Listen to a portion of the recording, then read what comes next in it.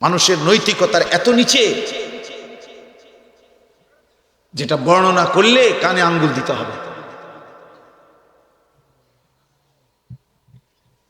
14 বছরের ছেলের চরিত্রহীনতার কাহিনী শুনলে কানে আঙ্গুল দিতে হবে। 14 বছরের ছেলে, 16 বছরের ছেলে জিনা আর ব্যভিচার করতে করতে ক্লান্ত হয়ে গেছে, ক্লান্ত হয়ে গেছে। অসভ্য সন্তান এমনও আছে, আলেমে দ্বীনের কাছে চোখের পানি ফেলে কান্দে বলতেছে যে আমি বাঁচবো কিভাবে, গুনাহ আমারে পাগল বানায় ফেলছে, অশ্লীলতা পাগল বানায় ফেলছে। মৌলানা সাহেব বলতেছিলেন, থামবা মিয়া, তোমরাও থামবা, যেদিন রব থামাবে সেদিন থামবা। থামতেই হবে আব্বা। এই পৃথিবীর সব জালেম যেহেতু থামছে, আমরাও থামতে হবে।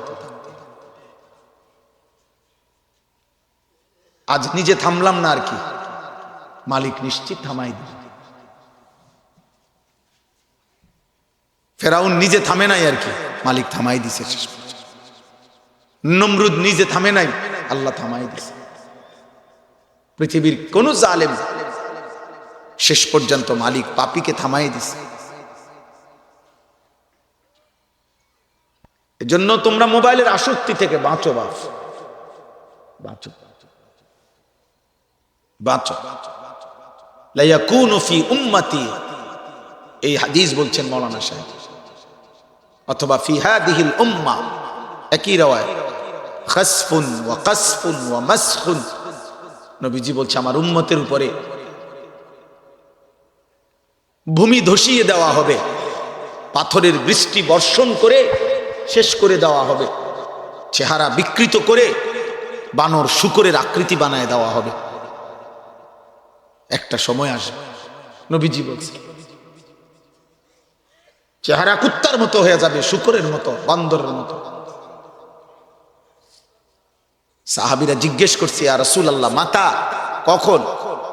আল্লাহর নবী সাল্লাল্লাহু আলাইহি ওয়াসাল্লাম বলছেন, ইজা যাহারাতিল কাইনাত ওয়াল মাআজিফ ওয়াস্তাহাল্লাতিল খামরা,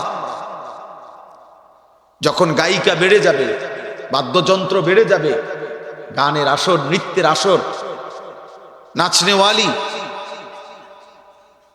বেড়ে যাবে, ব্যাপক হয়ে যাবে।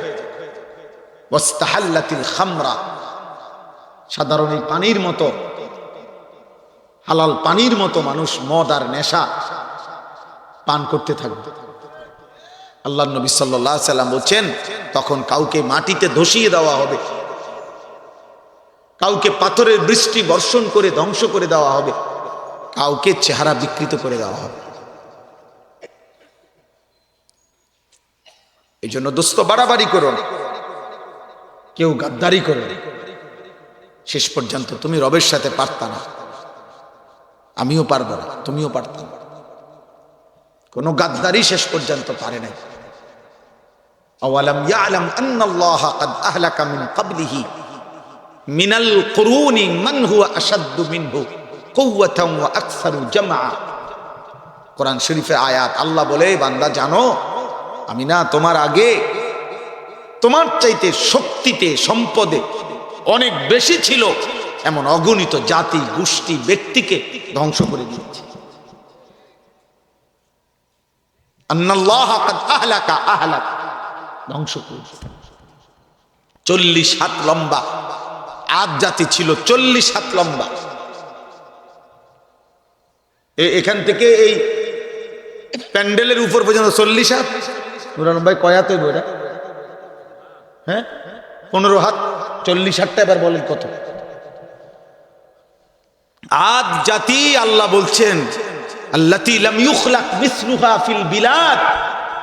আল্লাহ বলছে, এমন জাতি আমি আর কোনোদিন বানাই নাই। এক একটা মানুষ, সর্বনিম্ন সবচেয়ে খাটো মানুষটা 40 হাত লম্বা হইত। 40 হাত লম্বা। 300 বৎসর পর্যন্ত কোনোদিন তারা মৃত্যুর কথা ভাবতো না, ভাবতো না। 300 বছরের আগে মৃত্যু হইতে পারে এটা তারা বুঝতো না। এমন জালেম, এমন অহংকারী জাতিকে আল্লাহ তাআলা একটানা, কোরআন শরীফে আছে, একটানা 7 লায়ালিন ওয়া 8 আইয়াম, 7 রাত 8 দিন একটানা ঝড় তুফান দিছে ওই জাতির উপরে। 7 রাত লাগাতার ঝড় হয়েছে, তুফান, 8 দিন লাগাতার তুফান হয়েছে।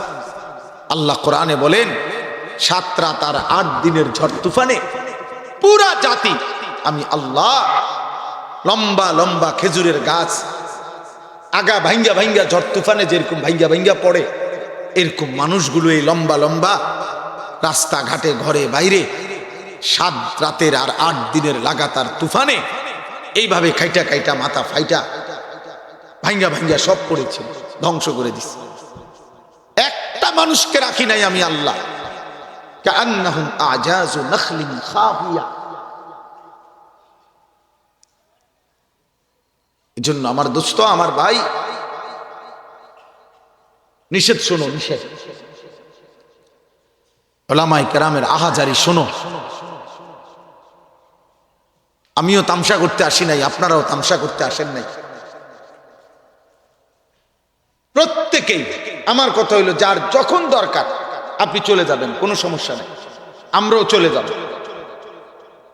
কিন্তু আল্লাহর কথা কলিজা দিয়া শোনা উচিত, ফিকিরের সাথে শোনা উচিত। রে ভাই, তোমরা নওজোয়ান বয়সীদেরকে আমরা চিৎকার করি আসলে একটা উদ্দেশ্যে, ধীরে ধীরে ভোটের প্রস্তুতি নিতেছি অথবা ধীরে ধীরে ইলেকশন করবো, খোদার কসম, রব্বে কাবার কসম, বিষয়টা এটা না, আসলেই না। এটা এমন কোনো ফিকিরও নাই, এমন কোনো উদ্দেশ্য না। উদ্দেশ্য হলো তোমার এই লাগাতার বেনামাজি জিন্দিগি তোমারে মুসিবতে ফেলবে। তোমার এই দিবারাত্রি মোবাইলের আসক্তি আব্বা তোমারে পথের ফকির বানাই দিবে। আমার কাছে উর্দু কিতাব আছে, 20 বছর আগে হাকিমুল উম্মত থানভী রাহমাতুল্লাহর কিতাবে একটা ঘটনা লিখছেন। এই ভারতীয় উপমহাদেশের একজন বড় জমিদার, তৎকালীন যুগের নবাব, তো 4 রাস্তার মোড়ে দাঁড়িয়ে অহংকার করে একদিন, স্পষ্ট থানভী রাহমাতুল্লাহর কিতাবে আছে, 4 রাস্তার মোড়ে দাঁড়িয়ে দিল নবাব, এই হিন্দুস্তানের একজন নবাব, বড় জমিদার, পয়সাওয়ালা, সম্পদশালী, তৎকালীন সময়ের জমিদার, উনি অহংকার করে বলছিল আমার এই পরিমাণ সম্পত্তি আমার কয় পুরুষে খাবে আমি এটা বুঝতেছি না, আমার কয় পুরুষে শেষ করতে পারবো এটা। সে এই কথাটা শুধু বলছে। হাকিমুল উম্মত থানভী রাহমাতুল্লাহ আলাইহি বলেন 20 বছর পরে, উনি কসম করে বলছে, 20 বছর পরে ওই অঞ্চলের মানুষ দেখছে এই নবাবের, এই জমিদারের 20 বছর পরের জেনারেশন ওই 4 রাস্তার মোড়ে আল্লাহর কসম ভিক্ষার থালা হাতে নিয়ে ভিক্ষা করতে,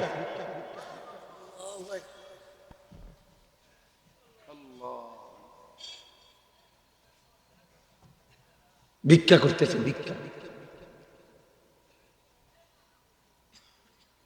এই পৃথিবীতে 2 জন বাদশা আমরা নিজে তারিখের কিতাবে পড়ছি, ইতিহাসের নির্ভরযোগ্য কিতাবে, এই মুসলিম 2 জন খলিফা